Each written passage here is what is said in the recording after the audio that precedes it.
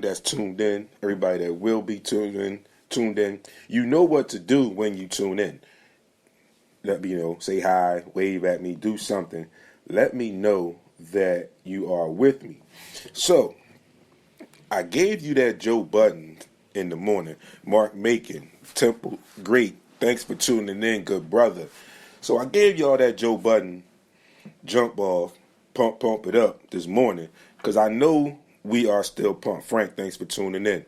So I definitely know that we are still pumped up from yesterday. If you are not pumped up from yesterday, and you see it, the Phillies hat, if you are not pumped up from yesterday, you are not a Philly sports fan. It is a great time right now to be a Philly sports fan.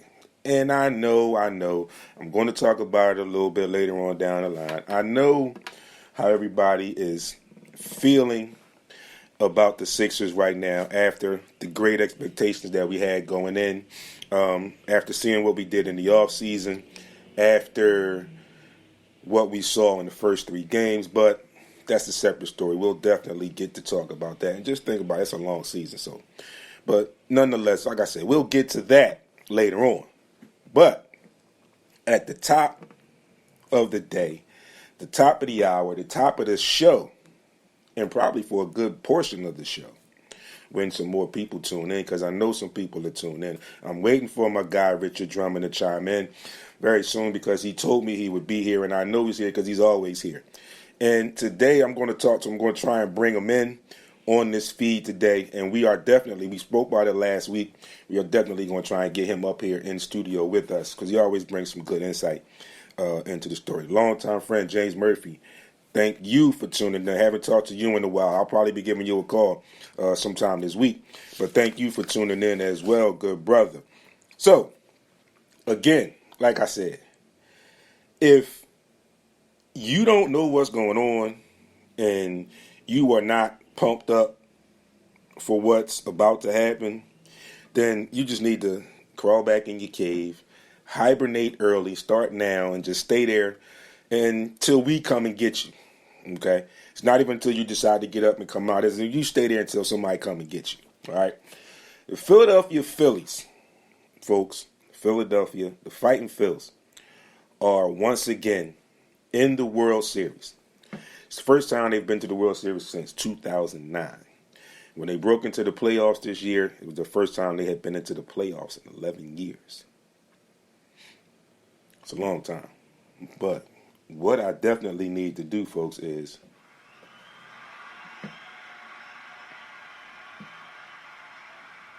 definitely had to give some applause for the Philadelphia Phillies. Because listen, they have right now the city on fire. And I only say that because they're red and the Eagles didn't play this week. But the city is abuzz. You got the hottest team in Major League Baseball, Philadelphia Phillies, going into the World Series. The only undefeated team in the NFL, the entire NFL, the only undefeated team, Philadelphia Eagles. Flyers, surprisingly, are 4-2. So we got to work on the other guys. We got to work on the Sixers. I feel it coming. And like I said, we'll talk about that later. But again, folks, listen, this Phillies buzz is crazy. So let me do what I do. I got some news and some updates for you. I got some scores for you as well.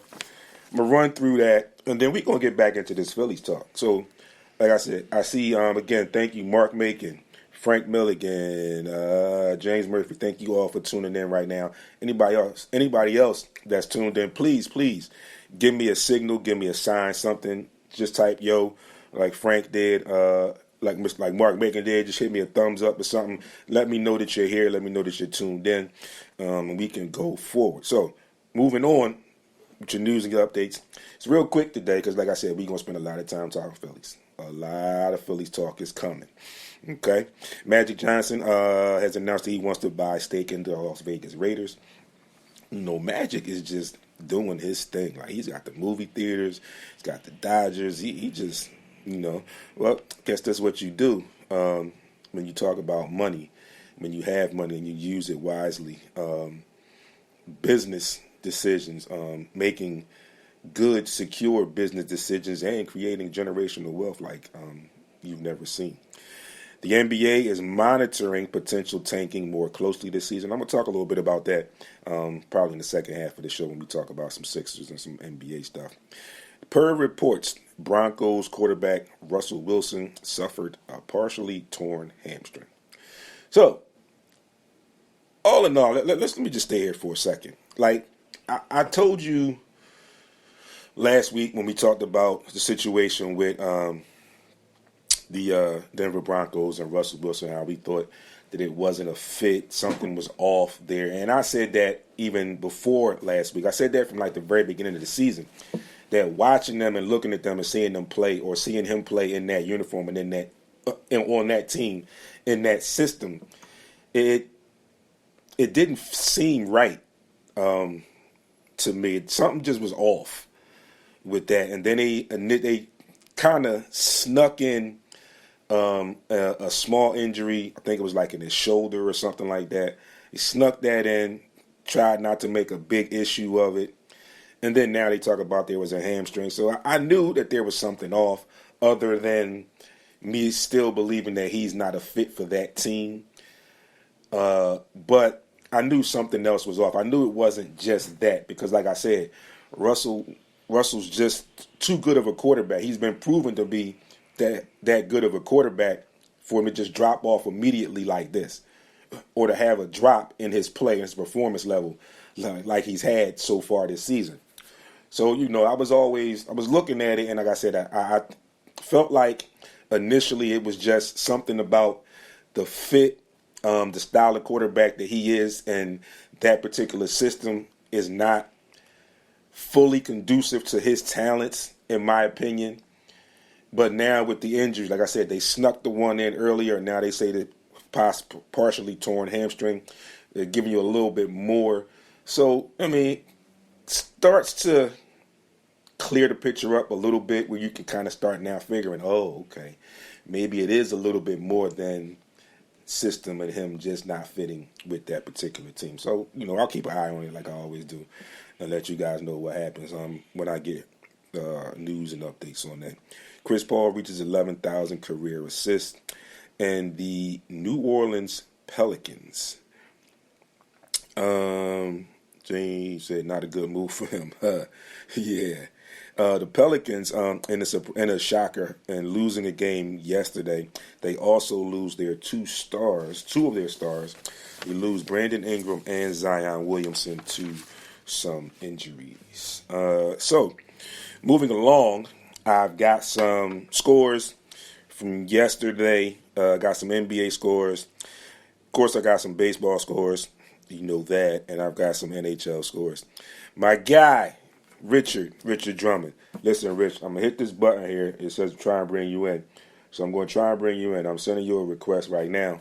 I'm sure you talked to me. I got James Murphy on, is tuned in with us. So let's get through these scores yesterday in the NBA. The Blazers get by the Lakers 106-104. The Hornets beat the Hawks 126-109. The Jazz just get by the Pelicans in overtime 122-121. The Wizards fall to the Cavs 117-107, also in overtime. The Timberwolves get by the Thunder 116-106, 125. The Warriors take this game over the Kings 130-125, and the Clippers fall to the Suns 112-95. In the NHL yesterday, the Kraken fall to the Blackhawks 5-4. The Red Wings get by the Ducks 5-1. The Panthers edge out the Islanders 3-2. The Blue Jackets get by the Rangers 5-1, and the Sharks from San Jose come into town and blank the Flyers 3-0. Those are your scores for there. Oh, we have an opponent now as well for the World Series. So the World Series is set, folks, if you will. We all know yesterday, and we are still abuzz from all the excitement, and this Red October is going to continue. Phillies take the game 4-3. They take game 5. They win that series 4-1. Phillies are the National League champions for 2022. Moving on to the World Series, and later on last night we found out who their opponent is. That will be the Houston Astros, who sweep the Yankees 4-0 in the American League Championship Series. So, World Series is set, folks. Like I said, Phillies, Astros. I think the World Series begins on Friday. And, of course, you know where to find me. You know where to get all the information. I will post all of that for you when the schedules and everything come out and they are finalized. Moving on to NFL Week 7. Continued yesterday, closing out tonight. We go back. Rich, I don't know what the problem is. Maybe it's something on your end, but I see my flasher says trying to connect, or it says connecting. So I was trying to bring you in. But nonetheless, if I can't do that, I know your comments are here. So, you know, it won't be any issues or anything like that. Bam, there we go. Let's see what we can do here. We're going to approve this. It keeps saying send request, so I'm sending it again. I don't know what's going on. It says unable to, unable. Let me see here. Yeah, I'm not sure why it's saying that, but Rich, you know, nonetheless, if I'll keep playing with it a little bit, we'll keep trying. If not, we definitely, I can got your comments up, so we'll definitely do like we always do and read the comments as we progress or as we proceed. Going back to Thursday. Hey, Wendy, thanks for tuning in as well. Thursday, October the 20th, kicked off Week 7. New Orleans at Arizona. Arizona takes that game 42-34. We move into yesterday's games, our Sunday. Of course, our beloved, undefeated Philadelphia Eagles were on a bye week. Again, much needed rest for the Eagles. I hope they took full advantage of the bye week. And when I say full advantage, I mean enjoying the success of being 6-0, the only undefeated team in the NFL. And also taking time to look at some things that need to be worked on. The numbers and the wins and losses show perfect season, 6-0. But we all know from watching that it has not been perfect. We are riding the wave. But again, like I've been saying so far all season long, the Eagles are now beginning to show you that they want to be one of those consistently good teams, and they're doing things to win games. Anything that they need to do to win games, and that's all the way across the board. Players are making plays. Coaches are adjusting and making decisions in key moments to win games. And this is something that good teams do consistently, and they are beginning to show us that in a major way, hence 6-0. So, yesterday's scores. Atlanta falls to Cincinnati 35-17. Dallas, in the return of Dak Prescott, gets by Detroit 24-6. Let's see here. Richard says the O-line is going to get healthy with this bye. Yeah, absolutely. You know, and that's a scary thing. Definitely a scary thing when that offensive line gets healthy once again. Indianapolis falls at Tennessee 19-10. Green Bay and Aaron Rodgers fall to the Washington Commanders 23-21. Richard says they need to run more and go to their strengths. Gannon has to mix it up with the blitz. Yeah, I think he has to blitz more. And I get where his mind frame is with not wanting to get beat over the top.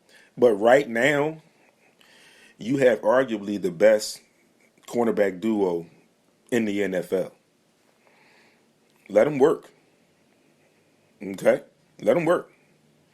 You may be with the two guys that you have right now and the way that they're playing, and you got CJ and the way that he's playing, a hell of a pickup at the last minute at the trade with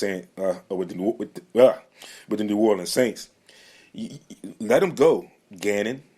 Like, your two corners are solid, more than solid, if you ask me. CJ's playing very well. Fit in like the dog mentality that the Eagles have right now. So you can take your chances and blitz Mike Epps or Marcus Epps. You're cool in that back. You got Hassan Reddick. Come on, cover. Kaiser White has showed you some things, so you gotta. Yeah, Rich, you're right. He's got to throw some blitzes in there, some more blitzes. Richard says with these corners, Big Play Slay and Bradbury, have to let them play. That's right. They dogs out there. You gotta let them go. You absolutely have to let them go. You gotta let them play. Where did I leave off? Let's see. I left off at Washington. So Tampa Bay falls to Carolina 21-3. The Giants get by Jacksonville 23-17. Cleveland falls at Baltimore 23-20. The Jets get by the Broncos 16-9. The Raiders get by Houston. The Texans fall there 38-20. Seattle gets by LA 37-23. The Niners fall to the Chiefs at home 44-23. And then the night game last night, Pittsburgh falls at Miami 16-10. By the way, Pittsburgh is the next opponent for the Eagles coming off of the bye week. Richard says here, Bradbury is fourth in the league in yards allowed at only 3.3 yards. That's outstanding. Yes, Rich, that is definitely outstanding. And, you know, it's going to be fun next couple weeks here in the city. Like I said, it's a rainy, cloudy day, but the Phillies where they are, Phillies what they did, how they did, definitely a bright spot in all these clouds. Definitely. The Eagles still riding high, 6-0. Definitely bright spot in this cloud and on this cloudy day. So me, and all my hoo-ha and all my stuff and all my jazz and everything that I do, I will be in attendance at the Sixers game tonight. So I'm taking all this good mojo with me. Okay? I'm taking this Phillies mojo with me. Nate, thanks for tuning in, as always. I'm taking this Eagles mojo with me. I'm even taking this Flyers, you know, and like people might say, wait. The Flyers, listen. Flyers are 4-1. Okay? Looking at last season, going into the off season, coming into this season, there were like pretty much non-existent thoughts about the Flyers. It was like, okay, the Flyers are coming up, yeah, they're gonna play the season, whatever. Surprisingly, 4-2 rather. I'm sorry, they lost last night, 4-2. So, Richard says realistically they can go 10-0 before their first loss. Oh yeah, absolutely. And that's talking about the Eagles there. James Murphy, I was trying to come to the Steelers game, but couldn't find affordable seats. Yeah, buddy, good luck with that. But James, I'll shoot you a text and tell you how you can probably sneak into a game or two or something like that. Yes, that's right, Nate. I forgot about the Philadelphia Union as well in the playoffs. So I'm taking all this mojo with me. Yeah, James, I'm getting ready to talk about that shortly. I'm taking all this mojo with me to the game tonight, and I'm going to do my best. We're going to eke out a win tonight. I mean, I just got an update. We have a very huge, we have an advantage as far as talent-wise on the team, as far as the roster. But I just got an update. Daniel Tice and Miles Turner are both out tonight. So the big fella should feed. The big fella should eat. Should be plenty of, as Shaq would say, plenty of barbecue chicken and finger licking tonight down there at the Wells Fargo Center in South Philly. So if you come down to the game, just look for me. I'm definitely going to post some stuff. I always post my viewpoint when I get there. And then throughout the game, I'll be posting some stuff. So if you see my post, come find me. You see me around, say hi, take a picture with me. Let me know how I'm doing and whatever. Doc Rivers got to go. Sam Cassell should be coach of the team. Okay, Nate, we're going to say that for the second half, and we definitely are going to talk about that. So, getting back, let's see, maybe pass it on to Doc and get him to use the bench correctly in the half. Because listen, Rich, if I can get close enough, I'm gonna do my thing. The hand touched, whatever I need to do. I'm taking the mojo with me. All right. So, getting back to the Phillies though, whereas right now it is the main mojo, and I'm not saying Doc should have been going off season. Yeah, it's arguably very arguable there. Very, very arguable comments there. A lot of stuff about Doc has been coming up in the last couple days, couple hours or so. So it is what it is. The Phillies right now are, I think, the hottest team in baseball. They showed it. When you look at the entire season, Nate said, I'm thinking about going to the game tonight. But Nate, come on down, bring some more mojo. Bring that Union mojo with you. Oh, yeah. All right, Wendy, back to work. Thanks. Listen, you can just keep the sound on. You don't have to have it up. Put your earbuds in and you can keep this conversation going on. You can hear all this dialogue, if you will. But anyway, thank you for tuning in. I definitely appreciate it. Listen, Phillies started out the season, and I was one of, arguably now that I've seen what happened and transpired throughout the season, one of a few, if you will. Let's see here. Mark Macon says he has to go study for class. Look forward to catching you again. I caught you towards the end of our practice. Keep going. Keep being good info. Peace. Thank you, good brother. I definitely appreciate that. When you get a minute, Mark Macon, please send me your schedule. DM it to me. Message to me here right on Facebook. Message me the schedule so I can keep in tune with what's going on with you guys up there and all of that jazz. So again, thanks for tuning in. I definitely appreciate that. So getting back to where I was, the Phillies, again, I was saying I was one of the, now arguably one of the few, if you will. Thank you, brother. Appreciate you. One of the few, if you will, that was kind of on board, if you will, with the initial hiring of Joe Girardi.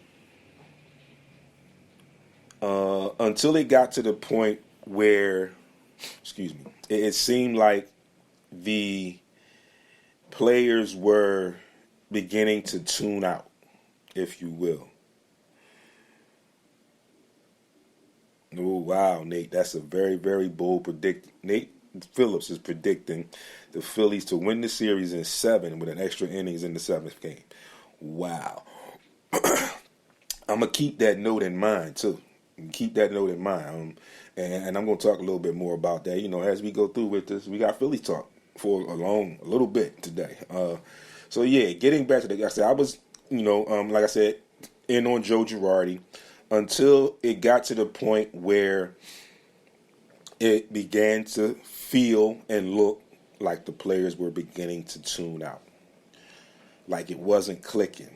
Kind of like that last piece of the jigsaw puzzle. You're looking for it and you just can't find it for the life of you. You can't find it. It's like even like if you're looking for something, you're really looking for something that you need. You never find it. You never find it. You're looking for it, you turn the house or whatever, upside down, inside out, whatever. You never find it. Richard says Joe Girardi looked like he was not interested and checked out. So, yeah, that's what I think. That's where I think the players checked out as well. And in defense of the players, and in response to what Richard just said, if your manager's checking out, why the hell am I going to be tuned in? Like, okay, we can all just tune out and go on from there. They gave up on Joe. Yeah, they did, but I think it's, to Richard's point, I think it's a little bit of what he said first. I think Girardi kind of gave them signs or signals that he was checking out, and then they said, he said they turned him out, and we're just listless. Yeah, that's probably. But like I said, Nate, they did give up on him, but I think it was part of some of what Richard said. He kind of gave them signals or signs that he wasn't really tuned in like he should have been. And then they just was like, okay, well, if he's tuned out, then why should I be tuned in anyway? Well, but nonetheless, it got to that point. And it got to a point for a little stretch where the dialogue and the conversation became, when is it going to happen? It always starts out with he should be fired.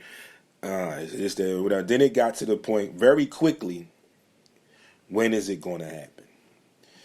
We couldn't really get a good read on it when it was going to happen, but we knew at some point it was coming.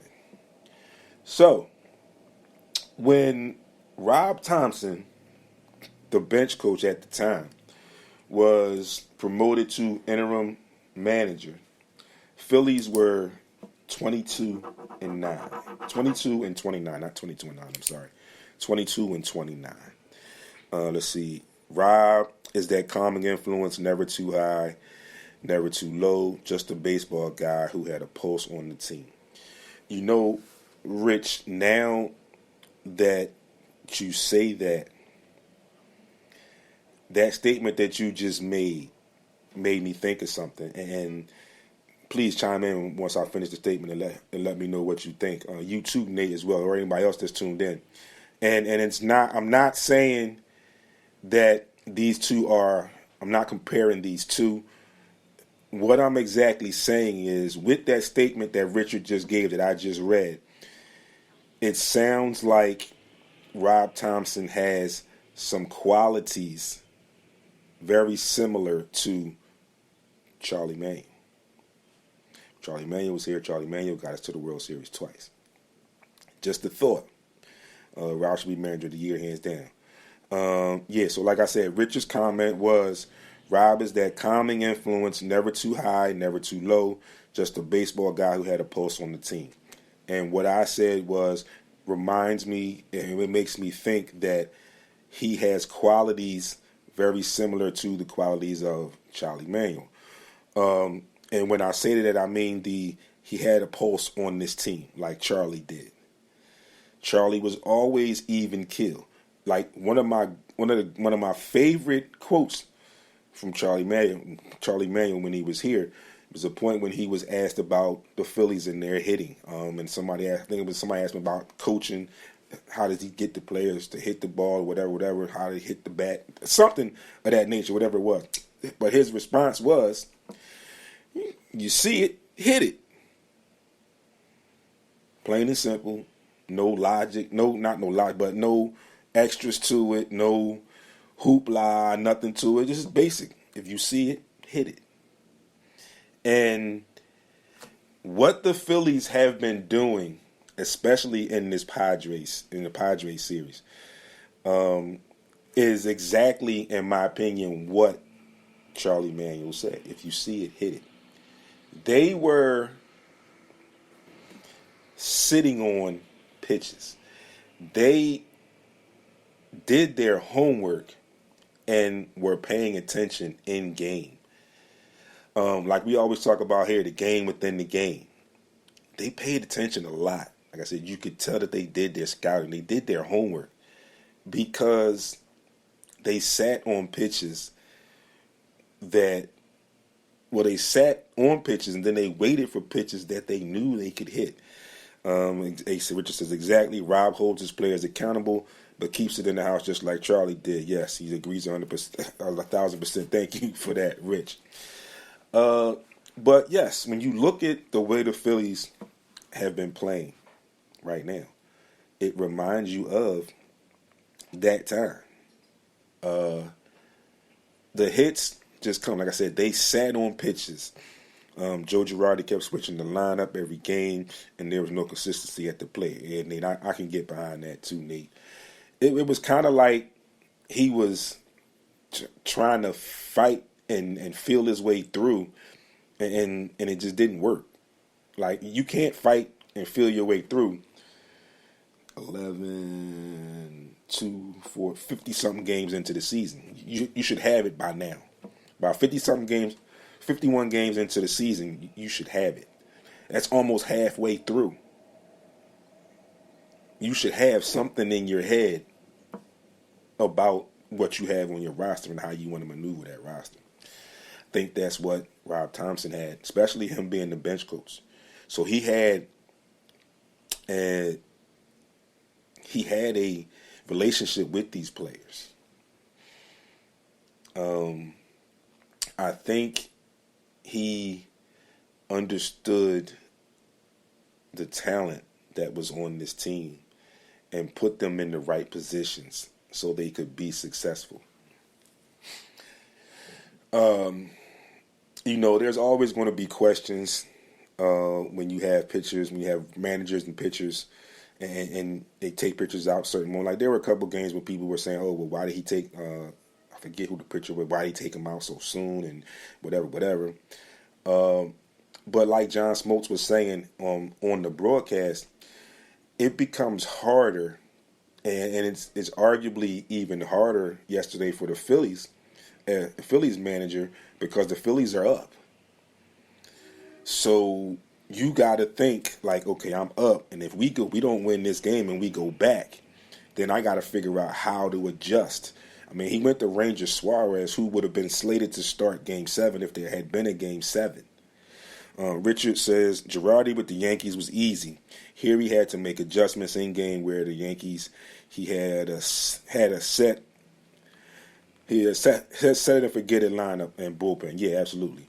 Yeah, and like we said, we knew what the Phillies were. They had bad defensive nights. They had bad offensive nights, good offensive nights, good defensive nights. They had a lot of games where they had pitchers that came out and did their thing.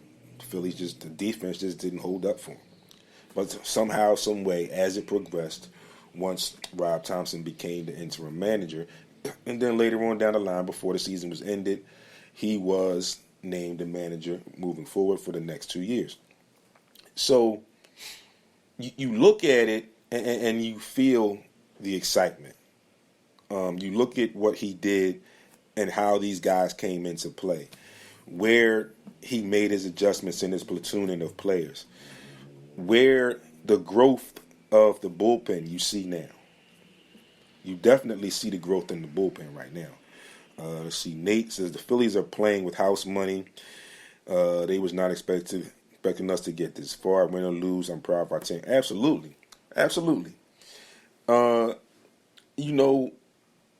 Like I said last week, when I mentioned that the Phillies, Ron, thanks for tuning in, good brother.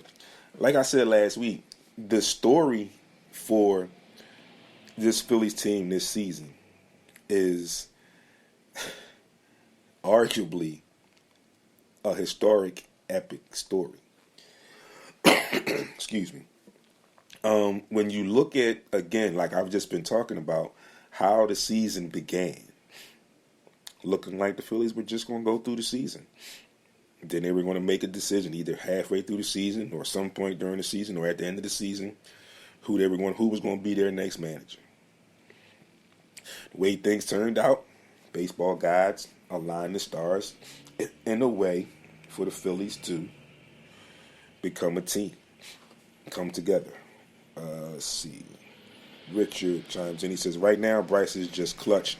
Wheeler pitching is dominant. Nola good. JT, the best catcher in baseball. Dependence pitching great. Like Nate said, it's house money. Absolutely. And I'm getting ready to get to that too, Rich. Like you said, JT, arguably, like Richard said, best. Girardi was just a Yankee. Yeah, James, you're right about that. Where was I? Oh, JT, Real Muto, arguably best catcher in the league right now. Zach Wheeler, dominant. Aaron Nola, really good. Bryce Harper. What else do you say besides Bryce F. and Harper right now? It's pretty much nothing more to say. He is proving to be worth every penny. Reigning MVP. Now, National League Championship Series MVP. going into the World Series. It's the deepest run in the playoffs in his entire baseball Major League career. So kudos to him. Hell of a shot yesterday too, as well. That bomb in the 8th inning that gave the Phillies the lead for good.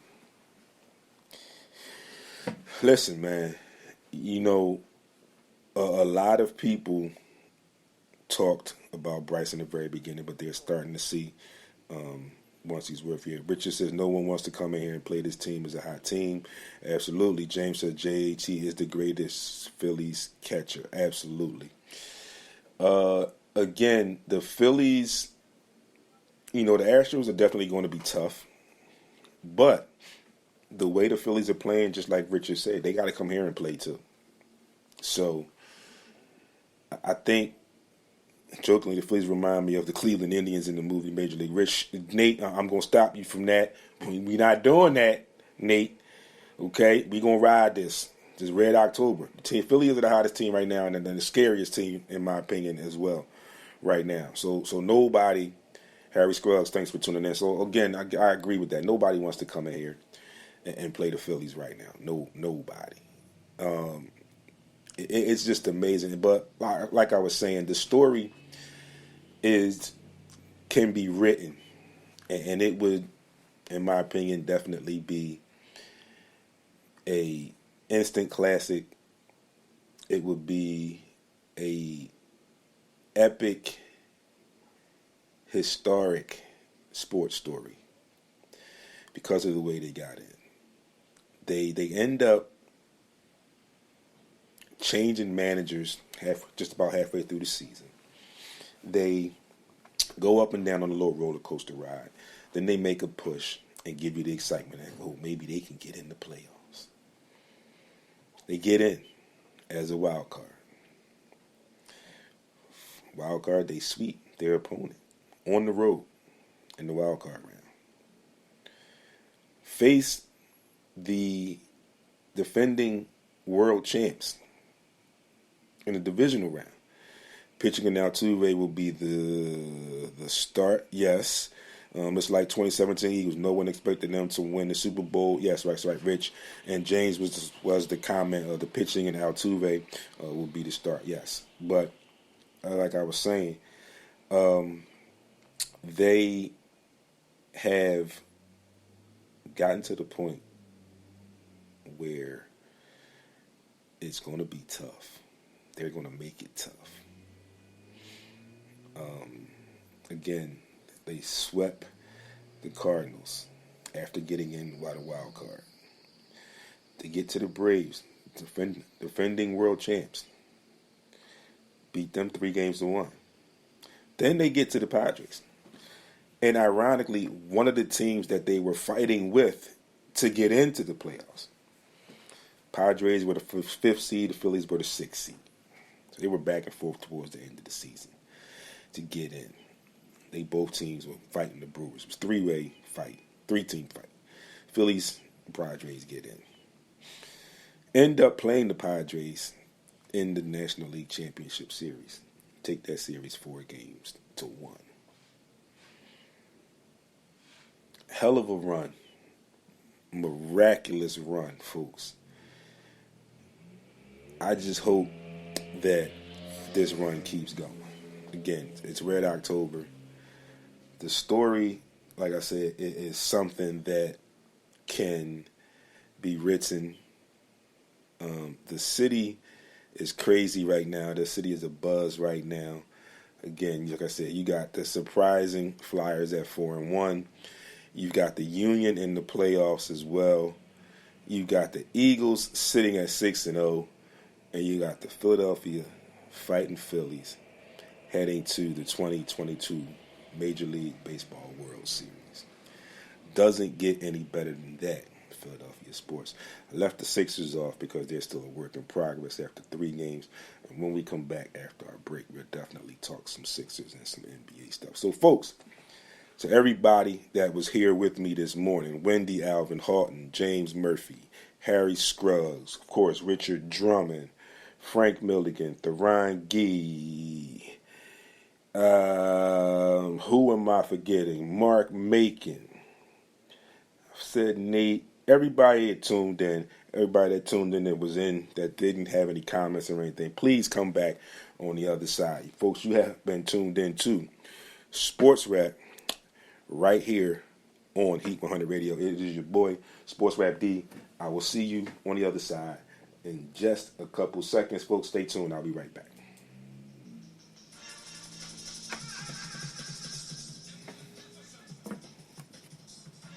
Welcome back to the Sports Rap Podcast right here on Heat 100 Radio, heat100radio.com. You can get us on TuneIn.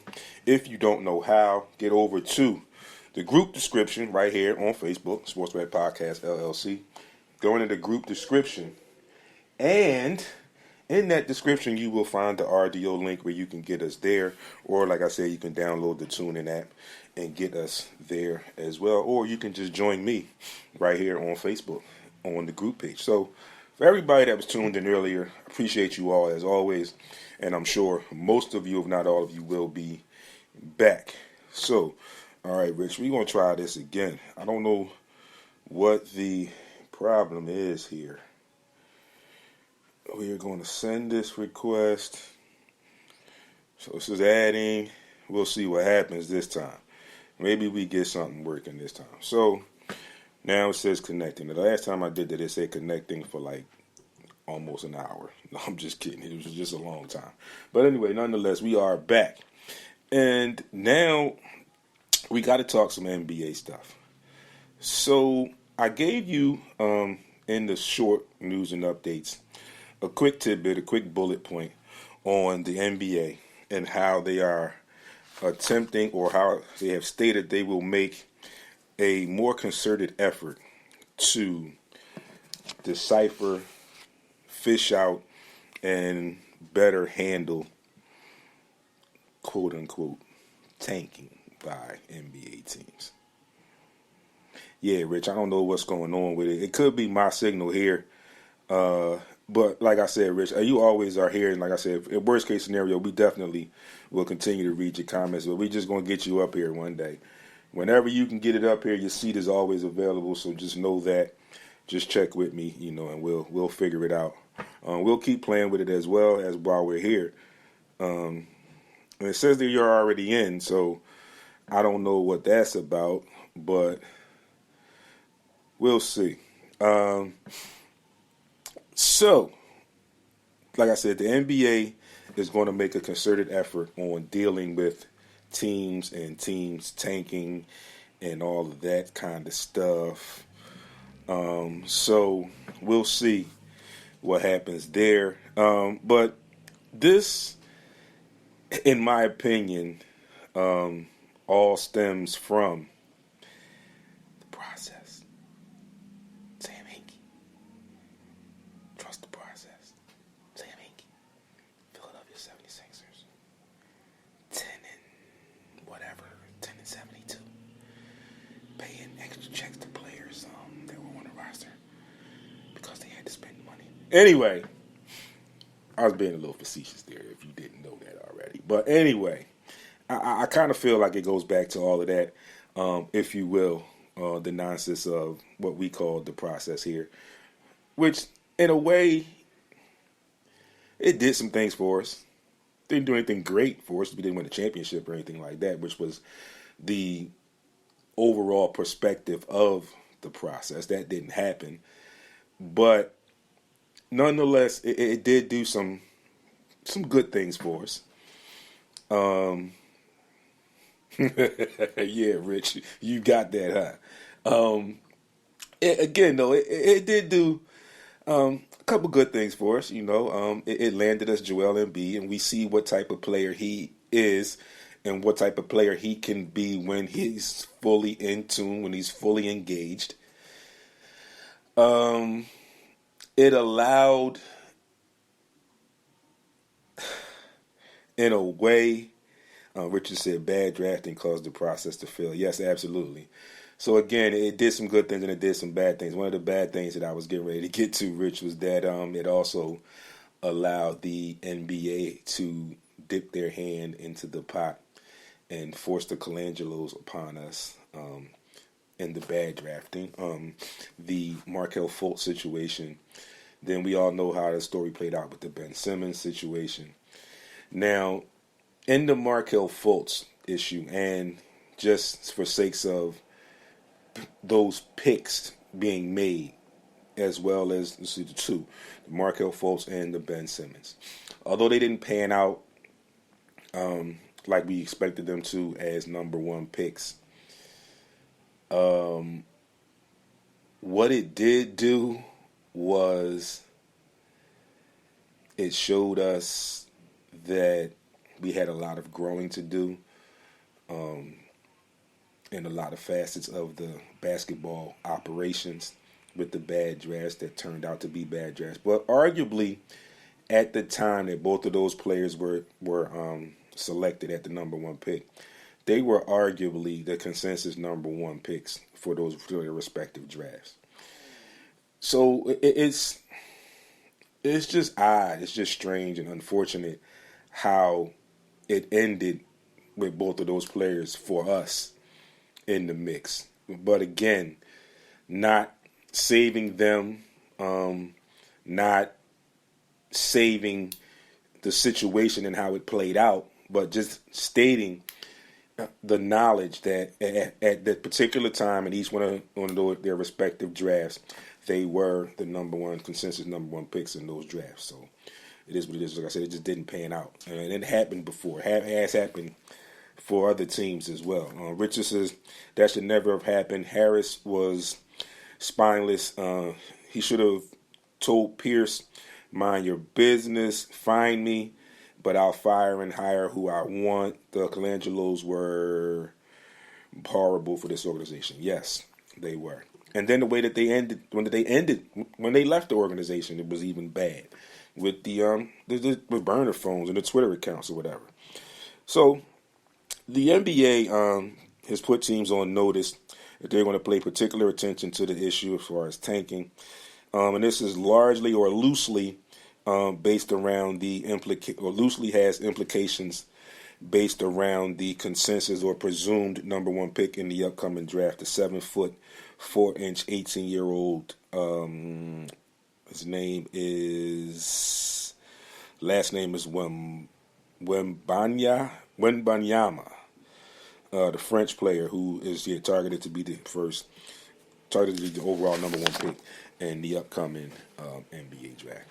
So again, the NBA is going to do their diligence and focus on team tanking, because if anything, they should be looking into the not the Orlando Magic, the Oklahoma City Thunder, who have like 30 first-round picks.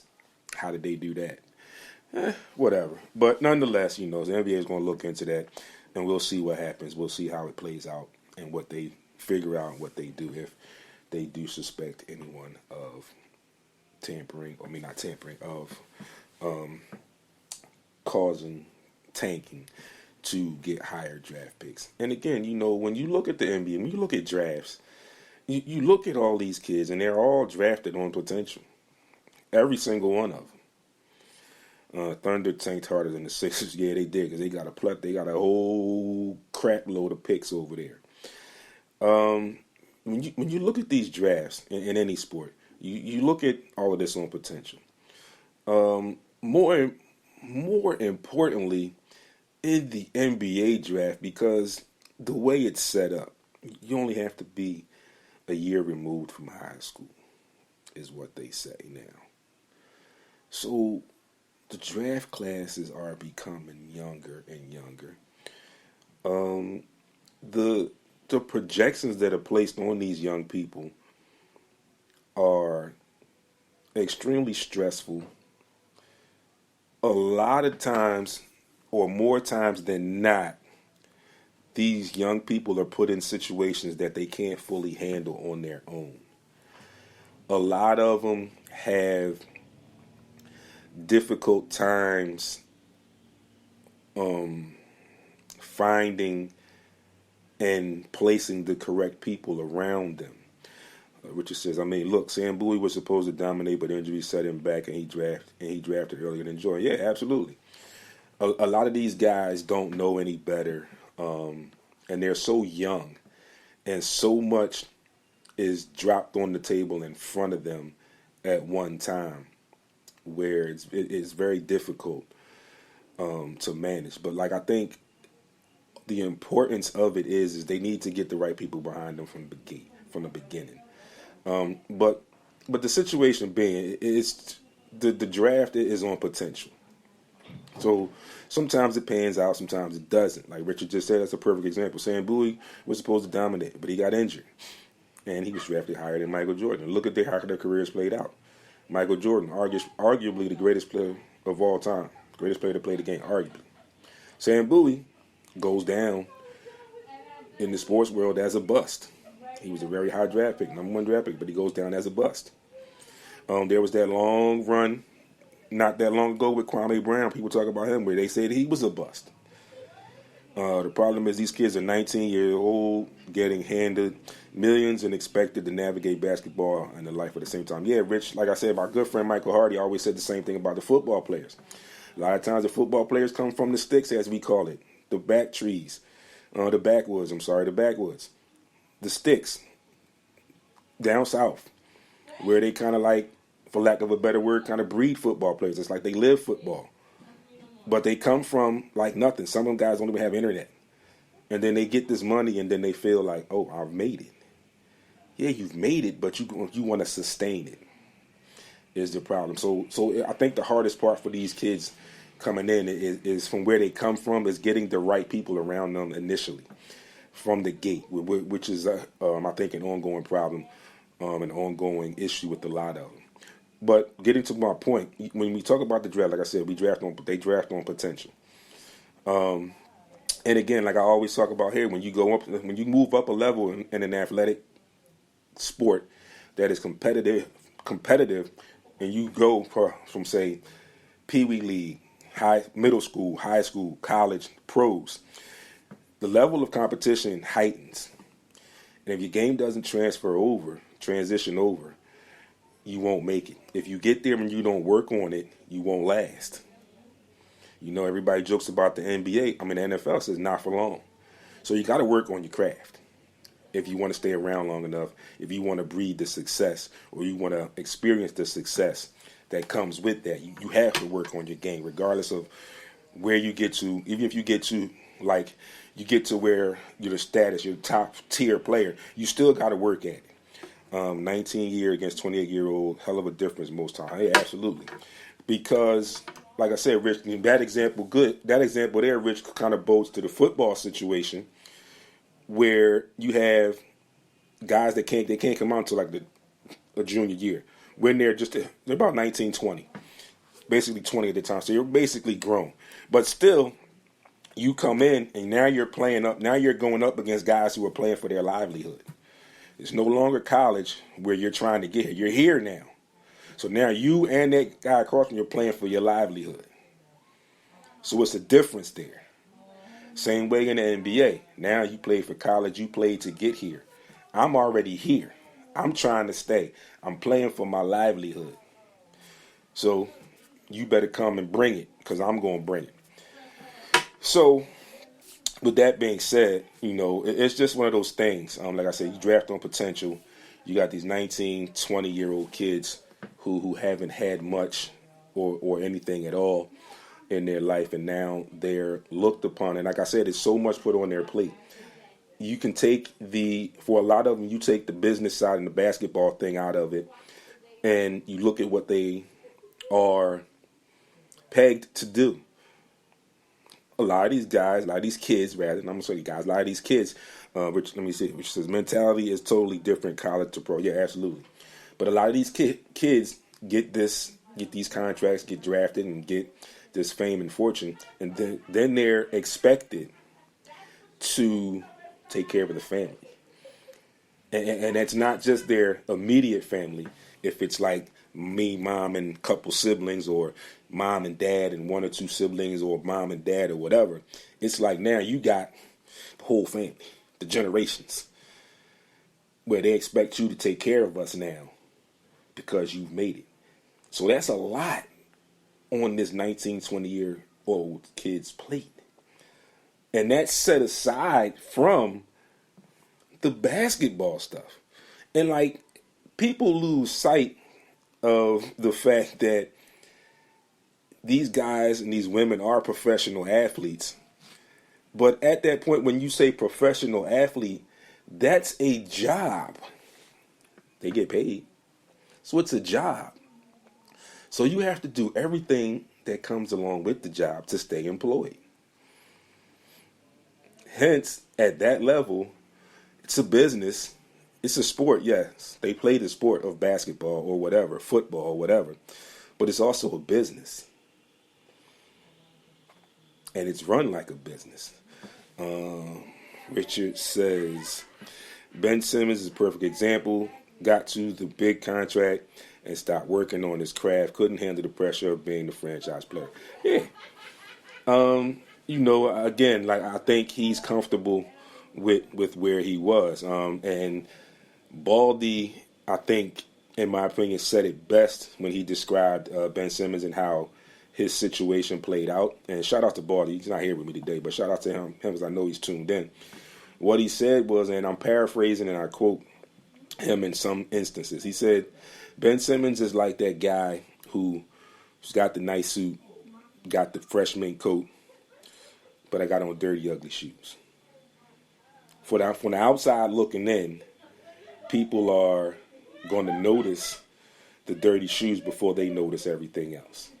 In his mind, dirty shoes don't matter. I got the suit and I got the coat, so the shoes don't really matter. So let that marinate, and if you figure that out, if you don't, you can send me questions and I'll explain it to you on social media later on today or whatever when you send it to me. But think about that. And again,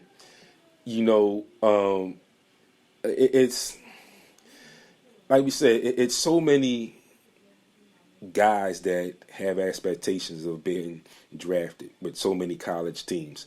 Well, there's only so many spots. The NBA, for example, there are 30 teams, and there are 15 members to a team. You do the math. It's tough. But again, like we said, those guys are basically undrafted on potential. But moving on, since we are there, we definitely have to talk our Sixers situation right now. I've been staying away from commenting on a lot of stuff on social media after these first 3 games. I, for one, am in that same boat with my good friend Mark Murray, who he said he has to give him 5 games. I'm kind of there myself initially. I'm still there. Even if there's 3 games I already played, so I got 2 more. But bottom line, it's not looking pretty at all right now. There's been a lot of talk about the immediate firing of Doc Rivers. Doc should be fired. Doc should have been fired a long time ago. But also people, and I'm not taking any sides here. I'm not defending him in any way because I feel like there's enough blame to go around all the way across the board, hence what I was getting to. So it's not just him. He has a role in it as well, definitely. But it's not just him. First game and a half, our superstar, our main superstar, incumbent superstar, Joel Embiid, looked uninterested. Something was going on. Then it comes out that he has some issues with some plantar fasciitis. Okay, play through it. He showed up the most recent game when he had 40 against the Spurs and they lost that game. Yeah, it's the same confusion from prior season. Yes, Richard. And it looks even worse now because of all of the new parts. Like people are saying, a lot of people were not in on the PJ Tucker sign, and you can debate the PJ Tucker argument, the PJ Tucker signing till you turn blue. My question, and I still have not gotten an answer from quite a few people when that situation was had. What I said to a lot of people was, you got PJ, 37 years old, $10 million a year. Okay, he took a pay cut from last year where he was in Miami. Wasn't a big. He took a pay cut. All right, just hear me out before we start bashing me on this. Okay, just hear me out. Richard said the half court looks stagnant. Yes. So with the PJ Tucker thing, I had a lot of people say to me, "Oh, were you okay with that?" I said, "Listen, they wanted toughness." I said, "I could see it, you know." But again, it was like I felt with the Tobias Harris thing. The contract, wasn't really happy about the dollar signs and the money in the contract. But the body, what he can bring, I was okay with that, depending on how he was going to be used. But naturally, when you get a guy like P.J. Tucker in the situation and what he had just been through the last two seasons, coming off a championship with the Bucks, going off of run, beating you with the Miami Heat, and you want that toughness, so you can kind of figure that out. But what I said to people, a lot of people, was it's $10 million a year. A lot of people were giving me a lot of these younger guys and say we could have got somebody younger here, you could have got this person, you could have that person. What I said to a lot of these people, and I want you all to think about this, and you can chime in if you will, you can let me know some stuff later on. What I said to a lot of these people was, give me one of those young players that you just named that would come and play for that $10 million the way the NBA is set up now. So let that marinate for that right now. But getting to the Sixers again, with Richard's point, Richard has 3 points here. He says it's the same confusion from the prior seasons. The half-court sets look stagnant. He said everyone is just standing around. Yes, yes, and yes. So, to a slight defense for Joel, I've seen it now in the last 2 games. His frustration is he knows the double teams are coming. Everybody knows the double teams are coming. He's still working on it, but he's gotten better at it. He's looking to pass out of the double teams, but like Richard said, everyone is just standing around. There was one point in the game against the Spurs the other night. Daniel House's man ran the double. He cut and got an open layup. Somebody else in another possession, forget who it was, the other player didn't move. And I think they got a turnover or something. And Joel said, yo, if you cut, you got a wide open. You're wide open. So I see his frustration. Okay? But I also see the fans' frustration. Because I'll give you the 2 tough games to start, Boston and Milwaukee back to back.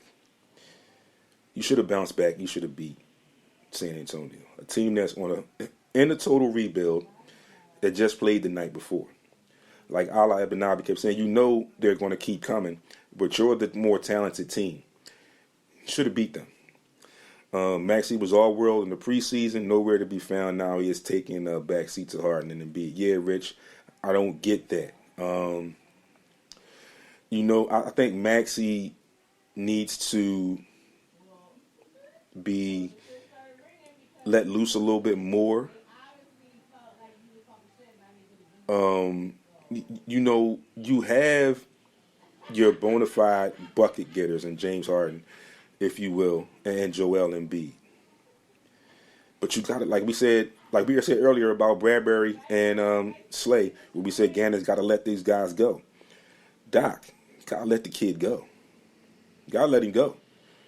Just like you told James Harden in that practice, that clip that everybody was talking about, when him and Joel get it together, well, you got to have moments where you let Maxey go. It's just that simple. So it looks really bad right now. And people will probably say I'm crazy. Some might even say I don't know what I'm talking about. Some might say that I'm just taking their back because I'm a Sixers fan. No, I am a Sixers fan. I'm not taking their back. They're not off the hook with me. Like I said, there is a lot of work to be done. I see that. But you do, in a small way, have to take into consideration the moving parts. PJ Tucker has to fit in to this where he fits in, and it's going to take some game time. Like, people, you got to understand, like, you think it can come together in training camp. And sometimes it does. Sometimes some things do come together. But at the bottom line is when you're in training camp, and again, this is no excuse to what's going on, okay? I'm just giving you some basketball background. When you're in practice and you're in training camp, you're running your sets and things of that nature. You kind of get bored and stagnant because you're playing against your teammates, so they know what you're doing. It's a difference when you're playing in live bullets. Doc Richard says the timing of Doc using his bench and his substitutions is head scratching. Yeah, I think what he wants to do is try and have Maxey, Harden, and or Tobias on the court at all times. I don't understand. I get the situation where they still don't have a true backup center. But I think Trez is going to be okay. But what needs to happen, I think, is the new additions have to be possibly sat down or told in practice definitively what is needed from them. What is also needed as a unit is guys got to get in tune. Looks like they have forgotten basic basketball. Like I said, Joel looks frustrated when he gets the double team. And it's like it's basic basketball. When your teammate gets double teamed, if it's your man, you cut because you're likely wide open. There were reports out that P.J. Tucker really laid into the teammates, to the guys in the locker room. Doc kind of leaked that out in the press conference, which I think is a good thing. Some may argue, how can he do that? He's just gotten here. It's a leadership role, an ownership role. I think Joel is a leader, but I think Joel is just not the vocal type of leader. I think James Harden will get on board. I think these guys will get on board after that speech. Like I said, I wish I had been in there. I wish I could have got more information on it. But apparently, PJ told the guys, look, in a very angry tone, he told them, look, we got to get this right. Ain't nobody going to give us nothing. We got to go take it. Richard says, when a double team occurs and it's your man being double teamed, you have to flash to the basket. It's basic basketball, common knowledge, and they're not doing that. They're just standing there and watching the double team happen to him. And that's why I said I see some of his frustration in that, where I forget who it was. It might have been PJ, or forget. But he told somebody that, if you cut, you're wide open. And Daniel House did it once, but they don't do it enough. I think right now they're relying too much on the three-point shot. When they played Milwaukee, was it Milwaukee? No, it was Boston early in that game. They got Joel got Noah Vonleh and those guys in foul trouble early. He usually gets Proto in foul trouble.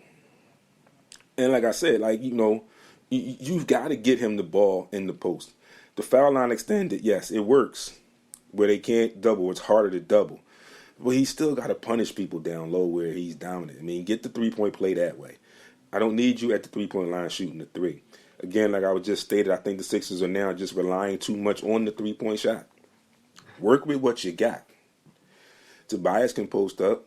Joel can post up. Then that opens up some space for Maxey. Opens up that corner shot for PJ. PJ's still doing his thing. He's still hustling. PJ's not going to come in and give you 20 a night. But something's got to give. I think, it's a start. I think with PJ, with his angry, upset rant in the locker room, I think that's a start. I hope that puts some spark into the team. I hope that gets them to the point where they want to begin to correct this shit, because they need to correct it very quickly. And, I think it'll get corrected. Like I said, I'm not one of those guys that's like, oh, the season's over. They're not going to do this. Hell, look at the Lakers are 0-3 as well. they're back to talking about looking for a trade partner for Russell Westbrook right now. So it happens. It's going to turn around, folks. It's got to turn around. Sad thing is, it gets bad before it gets worse. Is normal pretenses, normally how things work. But again, like I said, I am definitely going to take some mojo down there with me tonight. I think they'll get a win tonight, like I said. Daniel Tice and Miles Turner are out tonight. So that's their starter, and their immediate backup center are out tonight. I don't know who they have at the third string, so that would make them arguably kind of small. So that means Buddy Hield is arguably going to be shooting up a lot of threes. Tonight, T.J. Warren's on a different team, so they don't have to worry about T.J. Warren coming off the bench tonight. So I think they get a win tonight. Like I said, after the P.J. Tucker talk, I think that should spark something in them. I think the way that they played in that game against the Spurs, looking at that tape, I think it should show them something that they see in themselves that they need to bring out. Excuse me. Richard says Embiid has to punish down low. If it gets worse, Doc has to go. Maybe like Girardi, his voice isn't being heard in the locker room. Yeah, it's possible. It's very possible, But again, I don't think it's going to happen as soon as people expect or as soon as people may want it to happen. That's just my opinion on how I see things. But again, yeah, a lot of stuff has to change. And again, I'm being optimistic. I'm also being realistic, where it's not looking good right now, but I think it will get better. And I think we can start that tonight. Like I said, I think it can start tonight. PJ's come in and it's one of those things where the bench has been outscored 100-something to 34 in 3 games, which is totally unacceptable. Totally unacceptable. When you brought these guys in to help give you some scoring off the bench, maybe at some point you may need to tinker with your lineup. Bring PJ off the bench or something. You got to put Matisse in more. That is your defensive guy. He earned his defensive prowess here, getting minutes. Can't help you on the bench. He worked on his shot, but you really don't need him to shoot. You need him to play defense. So, again, he can't help you on the bench. He's got to get minutes. It's the only way he's going to help. So, Sixers thing, like I said, folks, is rough. Yeah, there you go, Rich. Thanks for the exact numbers. 103 to 34, the bench is being outscored, which is a disgrace. That's arguably that's worse than last season. So Doc's got to figure it out. The rest of the coaches have to help him figure it out. Players have to figure it out. Yeah, Matisse needs to come in and lock down the post play. Absolutely. It needs to get done. It needs to get done quickly. And again, like I said, I'm being realistic. When I say it needs to be done, it needs to be done quickly. I'm also being optimistic when I say I think it can start tonight. So, folks, you all know about the movie New Jack City, Nino Brown. It's all now a live stage play. It is coming to Philadelphia at the Philadelphia Met, New Jack City Live, coming this November 4th and 5th at the Met. You can get your tickets at the Met box office, or you can just tune in here to Heat 100 Radio and find out and learn how you can win tickets with us. But you got to tune in to find out how, and then you'll be able to win tickets. But as always, tune in. Like I said, you got to tune in. You know where to get us. RDO feed is in the group description. You can get us on TuneIn, or you can just go to heat100radio.com and tune in and get us there as well. So, again, folks, I will be in attendance at the game tonight. I'm taking the good mojo with me, the Phillies mojo, the Eagles mojo, Philadelphia Union mojo, unexpected Flyers mojo. I'm taking it all with me. My own mojo. Taking it all with me. Thanks, Rich. Listen, Rich, we're going to talk, definitely get you up here in one of these seats live in the studio. It's been a great day talking to you guys. Nate, you're a little late coming back. We wrapping up now. Always great talking to you guys. I have fun doing this. I enjoy it. I definitely enjoy the feedback and the stuff that you guys donate to the show when you do. Some schedules for tonight. We've got some NBA games tonight. You got Pacers at Sixers, of course. Raptors, Heat. Let's see. Magic, Knicks, Celtics, Bulls, Jazz, Rockets, Spurs, Timberwolves, Nets, Grizzlies, Nuggets, Blazers are all tonight. Also in the NHL, we have Stars and the Senators, the Caps and the Devils, the Blues and the Jets, the Penguins are at the Oilers, the Maple Leafs and the Golden Knights, and the Hurricanes are in Vancouver to face off against the Canucks. Moving along, finally, tonight, Monday Night Football, Chicago at New England closes out Week 7. Moving on to Week 8, this Thursday, we will be at the Drake Tavern tonight, Thursday night from 6 p.m. to about 8, so join us out there. Thursday, October 27th, Baltimore at Tampa Bay. I like Baltimore there on the road. Next Sunday, Denver at Jacksonville. I'm going to take the Jags there. I'm going to take Carolina over Atlanta. Dallas over Chicago. Miami over Detroit. Minnesota over Arizona. Yeah, that's a hard game to write. Yeah, you're definitely right, Rich. Definitely a hard game. All the Thursday games have been crazy. But there'll probably be some basketball on, so you can watch some basketball instead.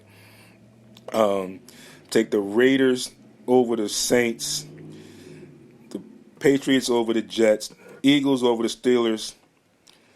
The Titans over the Texans. The Colts over the Commanders. The Rams over the 49ers. Actually, no, I'm going to take the 49ers over the Rams. The Giants over the Seahawks. And Buffalo over Green Bay. And next Monday, I take Cincinnati over Cleveland. Folks, everybody that tuned in, thanks as always. I appreciate the support. Appreciate you tuning in. You know where to find me, right here on Heat100Radio.com each and every Monday, 11 a.m. to 1 p.m. You can catch me on Facebook. SportsRap Podcast LLC is the group page where we are live currently. You can also get me on Instagram and Twitter at SportsRap_D. You can also check the webpage, SportsRapRadio.com. You can get audio after today's show, iHeart, Spreaker, Google, Apple Podcasts, or wherever you get your podcast. And please get over to the YouTube. Check out the YouTube channel, SportsRap TV. Make sure you subscribe to the channel, like the videos that are your favorites, and hit that bell so you know when new content is up and running. Thank you all for tuning in. I will see you all Thursday, Drake Tavern. Thanks, everybody. Have a great day.